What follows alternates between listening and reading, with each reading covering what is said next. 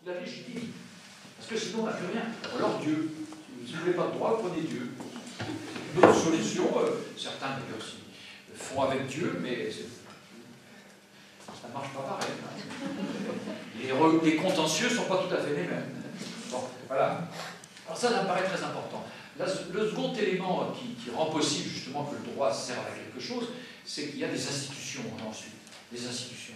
C'est-à-dire des formes durables, instituées, souvent se nourrissant du dynamisme des gens, c'est-à-dire des formes de l'institué et de l'instituant. Une institution, c'est une forme vivante.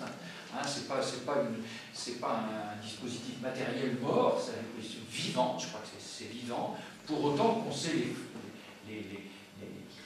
maintenir cette dynamique de vie, hein, c'est-à-dire qu'on sait mobiliser les acteurs et sans les réduire à l'état de salariés muets, hein, interdits de parole. Donc il faut garder ce droit à la parole des salariés, c'est tout à fait fondamental, et ça fait partie de l'histoire du syndicalisme, hein, de maintenir vivante cette affaire-là par des contre-pouvoirs internes. Alors, ça gêne évidemment les managers, ça gêne la bonne gestion, ça a toujours été dérangeant les contre-pouvoirs. Et c'est à cette condition-là que les institutions sont des institutions. Sinon, ça devient des entreprises, sinon ça devient des dispositifs, ça devient des opérateurs, hein, qui ont un objectif à atteindre et qui recrutent de la main-d'œuvre pour réaliser cet objectif, sans respect pour ce que c'est que cette main-d'œuvre-là. Alors je crois que dans les institutions, ça va très bien au travail social, parce que le travail social est né avec la question institutionnelle. Y compris la formation, y compris les professions, y compris les financements qui relèvent de cette définition-là, c'est-à-dire qu'ils sont institutionnalisés, les financements. Ça veut dire qu'ils sont, par exemple, sous le régime de la subvention, ils sont acquis, réputés acquis.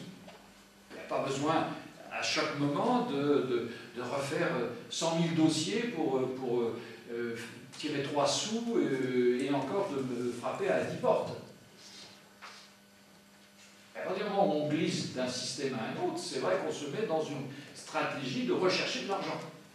Or, une institution qui recherche de l'argent n'est plus, de certaine façon, une institution, elle est tournée vers sa propre survie et non pas vers sa finalité. Alors qu'on l'a créée comme institution avec des fonds publics garantis sous couvert de contrôle. Je pense que la contrepartie, c'est du contrôle, mais de garantie de financement, en tout cas de forme d'engagement pluriannuel, etc., parce qu'on considère que la finalité l'emporte sur la nécessité de la survie matérielle, financière de la dite institution. Donc c'est une question d'éthique, là, d'éthique du management. Hein. Le management au service d'un projet et non pas le projet au service du management. Hein. Et là, il y a pour l'instant une hésitation entre ces deux éléments-là. C'est peut-être ça que voulait dire le monsieur de la gestion dont vous parliez tout à l'heure. Lui partait du management et moi je parle du travail social, où je trouve qu'il y a plus de noblesse que dans le management. En tout cas, il ne faut pas renverser les places. C'est pas le management, c'est lui qui est au service d'eux, c'est pas le contraire. Alors, donc ça c'est la question institutionnelle, elle me paraît très importante et elle a dérapé ces derniers temps parce qu'on y a vu de l'organisation, on y a vu des acteurs, des systèmes, des marges de liberté, des stratégies, tout un pathos qui change le regard sur l'institution. Il y a moins de plaisir à être dans l'institution, à se laisser porter par elle, parce que finalement on est dans un jeu de concurrentiel interne. Tout le monde est en compétition avec tout le monde. Hein, c'est un